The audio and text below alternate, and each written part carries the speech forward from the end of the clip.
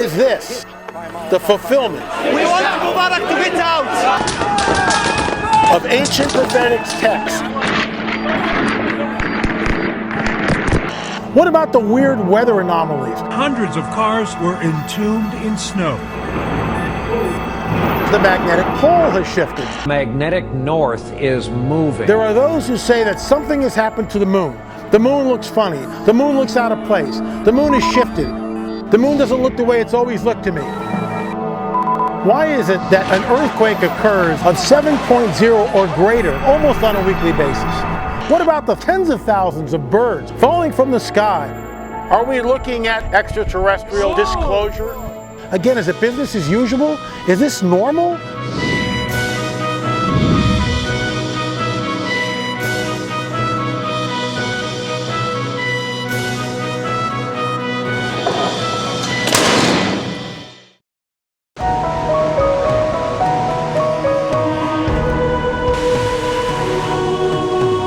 This is Watchers 2. Ancient prophetic texts written thousands of years ago tell us that in the latter days there will be wars and rumors of wars, famines, pestilence, earthquakes in diverse places, and troublesome times.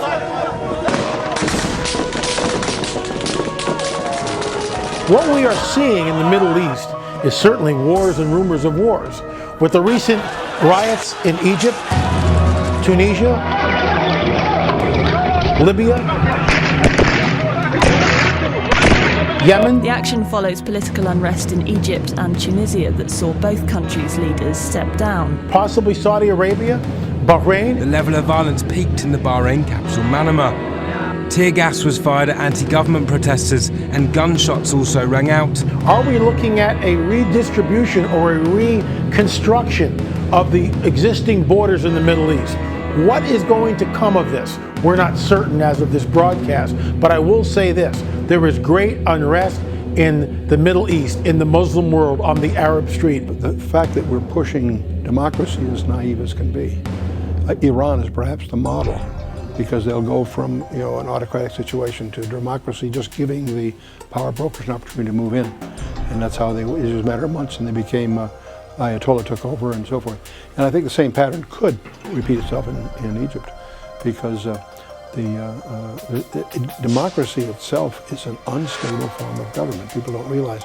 In the United States, it wasn't a democracy, it was a republic. The rule of law is what its foundation was supposed to be. We are just north of Detroit, and the moon is up tonight. It is totally not where it is supposed to be. As my lovely Deborah says, she has no clue what this means. I've been watching the moon at least the past 45 days. It is not only totally in the wrong spot, I mean it's completely and utterly and totally without a doubt nowhere near where it normally is. On December 21st, 2010, the winter solstice, we had a lunar eclipse, which hadn't happened in 420 years. But there were some people who looked at the event and the moon afterwards and began to say, why does the moon look funny? Is it out of place? Has it shifted? Gee, the moon, the shadows look different. What's going on?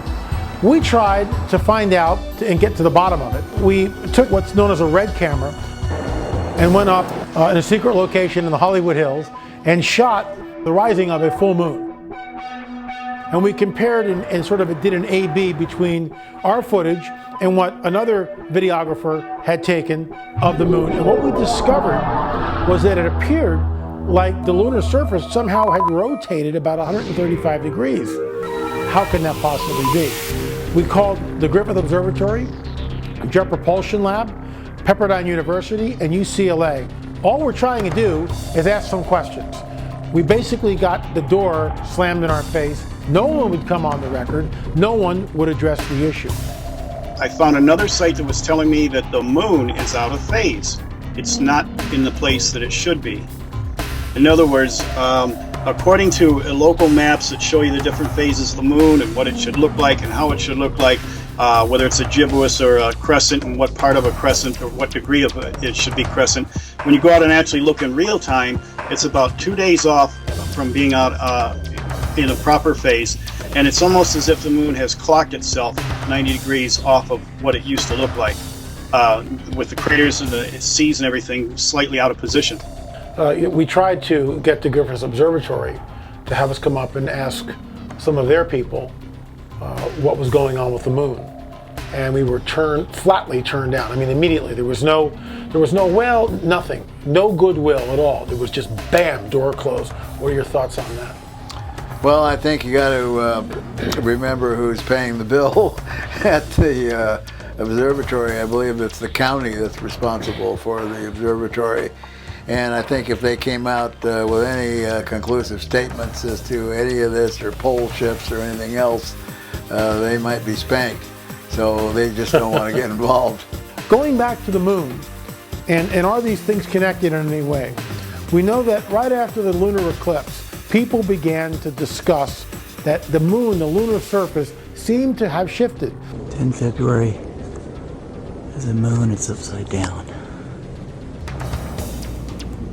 You're right, Henning, this is weird, man. Weird. I believe that the moon has rotated to the right substantially. Or the Earth has rotated to the left. It seems that this should be big news. So there is something definitely going wrong here, and I just wanted to make the video to document it. It is February 10th, 11:30 at night. I can't stay out here for very long because it's only 5 degrees out. The Torah codes have been mathematically proven that there is some sort of a hidden code within the text of the Torah, the first 5 books of the Bible. We have contact with a rabbi in Jerusalem, his name is Rabbi Glazerson, who sent us this Torah code over here concerning the moon. And this is what it says. Will be observed a change in the moon in 5771. That's the Hebrew calendar that corresponds to our date of 2011. Coincidence? I think not.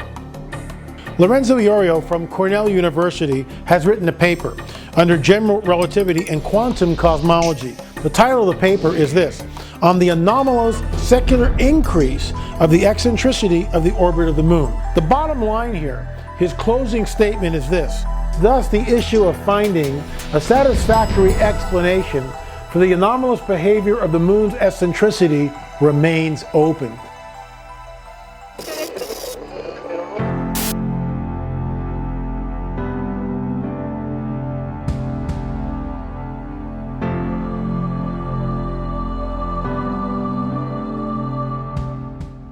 Recently in Redondo Beach, millions of fish just died off and were floating on the surface of the water. Millions of fish. Is there a correlation between animal and fish die off like that? In other words, beach whales, beach dolphins, millions of sardines or other aquatic animals, and earthquakes? Some people think that there might be. And what's interesting is California is certainly due for a big one. Could we be looking at, are these dead fish sort of harbingers, if you will, to an impending quake that might devastate Southern California? We know for an absolute scientific fact that magnetic poles have shifted. Just when you thought there couldn't be more change going on in the world, it turns out magnetic north is moving. Aviators knew this. It's always moved, but not like this. In fact, it's on the move about 40 miles a year now along the polar cap toward Russia. But because of it, some airport runways calibrated by compass are now 3 or 4 degrees off. Now, all of this might sound a little confusing, but let's get one thing straight. The runways aren't physically moving. All that's really changing is the number. While different news agencies postulate that the magnetic pole has shifted 20 miles, 40 miles, 30 miles, and there's a disagreement, one thing is a certain commonality between all of these news sources: it has shifted. We know that. It has moved. Now, when you tie in the idea of the magnetic pole is shifting, then I got a roundtable discussion from scientists admitting that the electromagnetic currents over the Earth are diminishing. They're losing their power and effect. and they were concluding that this seems to be one of the stages of when there's about to take place a pole reversal. We know that it happened at least one time in our past. We're talking about stuff that, where the end of dinosaur kind of things, the end of an epoch and going into a new age or whatever. This is coupled also, though, with our understanding of the electric universe. The astronomers try to explain what they think they see in the universe by not going beyond the 16th and 17th century. There's an interesting article in June of 2005, Scientific American, where they're studying the fact that the constants, Planck's constants in physics is changing. Speed of light slowing down, Planck's constant it's increasing to keep the energy equal. But the point is, their conclusion, their words, not mine, their words. If the constants are changing, it implies that our reality is but a shadow of a larger reality.